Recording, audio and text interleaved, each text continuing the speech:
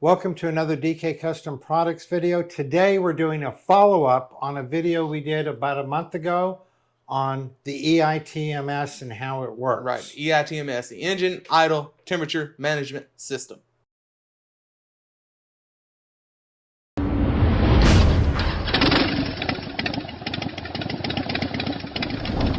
Now, before we get into the results of our test, our very scientific test, mind you, we'd appreciate if you guys would like, comment, and subscribe to our channel because that helps us out. About a month ago, we did a video on how to activate and deactivate the EITMS. And we kind of glazed over the purpose of the EITMS. Right. And the reason is quite honestly, I don't run the EITMS on my bike. I know a lot of people do, and a lot of people like it. So what we did is we measured the cylinder head temperature with the EITMS off and then with it on, expecting to see a difference between the temperature on the heat sensor that is located, and this is on a Milwaukee 8. So the heat sensor is located at the front of the rear cylinder, and we expected to see a drop in temperature, and we did not see a drop in temperature. And you know, that was sort of like the beginning and end of it we didn't know what we didn't know. Yeah.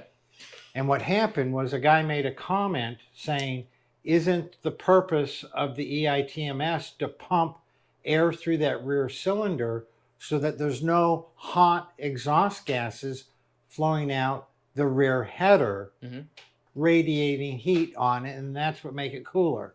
And I went, duh. Yeah, you know, exactly, we were measuring the wrong thing. We were measuring the cylinder head temperature, thinking, hey, there's no combustion happening in there, so the maybe it cools it down. Maybe it cools it down. Yeah. So what we did is we did another test. And so you can see here, we started out measuring the cylinder head temperature. Again, doing the same test just to see maybe we'll get a different reading this time. Warmed the trike up, took it down the road, put a couple miles on, got the full operating temperature. This was a warm day. It was about high 80s. It was 91 degrees. Yeah, so it was 91 degrees out. So it didn't take long to get this bike warmed up. And so we took the ET reading from the Power Vision because, your bike's not going to tell you the temperature. You got to have an aftermarket device. So we took the ET reading from the Power Vision that's directly reading from that temp sensor Kevin explained earlier. And, it's around 248. And we tried to make it go up by activating and deactivating EITMS. It didn't really make a measurable difference. We'd run it EITMS on for 2 minutes. Might have went up a degree, but that's would have happened just sitting there regardless. We turned it off. Might have went up another degree, but it was around 248, 250s. Yeah, with or without. It's at 250 now. So with the EITMS on, it went from 248 to 250, stayed rock solid. Right. Turn the EITMS off, figuring it's going to go up. It didn't go up. It stayed at 250. Right. See the EITMS? See my hand is not shaking now?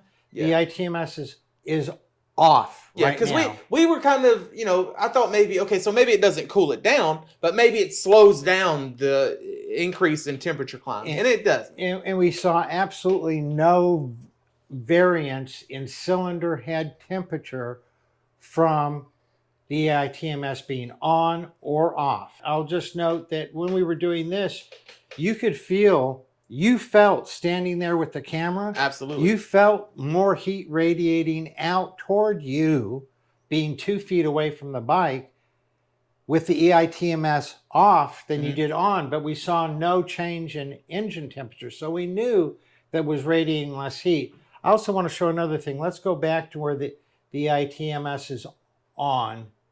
Here's why I don't run the EITMS on my bike. Right. First of all, I don't have a heat problem. I have a lot of cooling, different component strategies going on to keep the bike cool. But the reason I don't is, look at my hand. The EITMS is on right now. Look how much my hand is shaking. Yeah. It's because it's just running on one cylinder, and that other cylinder is just pumping air. Look at how much my hand is shaking. Now, we're going to go forward just a little bit on the video. Look at that. And we're going to see it's still shaking up there with the EITMS. A very uneasy feeling for your bike to feel that way. Still shaking. Okay, now the EITMS is off, and my hand is not shaking at all because the engine is running smoother. Right. So I just think about the extra stress on the bearings, the stress on the motor mounts, and the fact that I don't have a heat problem anyway. Why run the EITMS? Yeah. So, but what we did discover, like you said, is that you feel way less radiated heat, even though it's not showing on the temperature sensor. What we did is we took a pair of blue jeans, and let's look and see what we did here. Yeah. And you can see we have a pair of blue jeans. And we put those blue jeans right over where your legs would generally be. Where your legs would generally be. And it's also right behind that is where the rear exhaust header is. So even with the EITMS on, you know, it climbed from about 104.5 all the way up to about 110. And it held pretty steady at 110. So we're not going to show you the whole time we sat here. So it took a couple minutes for it to climb that high, but it only got up to 110. And so he's like, well, let's see what happens when we turn it off. And that was with the EITMS on. Took a while for the pants to heat up, but then it stabilized at 110 and did not go higher on the pant leg. Correct. So then we deactivated EITMS, and it held about 109, 110 for just a few moments, but then quickly started to climb. I think it got up to 117 was the highest, and probably would have gotten higher if we just kept at it. So it went up a good amount. And you go, oh, you know, 110 to 118.5, you can feel a difference in 8.5 degrees. Exactly. If 85 degrees is one temperature, 93, 94 degrees feels completely different. Exactly. And 104 feels a hell of a lot different than pushing 120. Yeah. So, you know. So I think that we did the pant leg, and we go, you know, this pant leg thing is let's test the metal right beside the exhaust header. So we hit it here at the top side of the trans area. So EITMS, it held pretty good around 167-ish, high 160s. So then we turned it off, and it went up to 190. And that's, you know, metal surface is going to soak up more of the heat than the pants leg did. So it got pretty damn hot with the EITMS off. We could feel the heat radiating out. It makes no difference in cylinder head temperature. So the information that the ECM is getting is not going to change with the EITMS on, because the cylinder head temperature is going to stay pretty stable. That's because it's connected through the oil passageways and the heat radiating, and that front sensor is the sensor on the front of the rear cylinder is not that far from the rear of the front cylinder that's still operating. So there's just really not that much difference. But the amount that we could feel and that we could measure, because it held steady in the high 160s, like you said, here. And then look at it, it's at 181, and it went all the way up. Yeah, we stopped at 190 and turned it back on. Okay. And, you know, magically started going back down. It went all the way down to around 178, and would have went a little lower. We just kind of cut it off. Right. So the amount of heat radiating out of that rear header is the reason for the EITMS. It's not changing the cylinder head temperature, but it's definitely changing what you feel on your right leg. So we're not telling you to run it or not run it. I think Kevin's going to continue not running it. And I don't run it on my bike because I don't like the feeling. But it does what it's supposed to do. Yeah, and of course on the M8s it doesn't vibrate near as much as the twin cams. On the twin cams it was horrible. It's bucking, and it's noticeable. So you're sitting in traffic, somebody looks over and you're just something's the matter with you're your on bike. A buckboard. Yeah, hey, that's a piece of shit. So, So and you know, if I rode in a lot of stop and go traffic,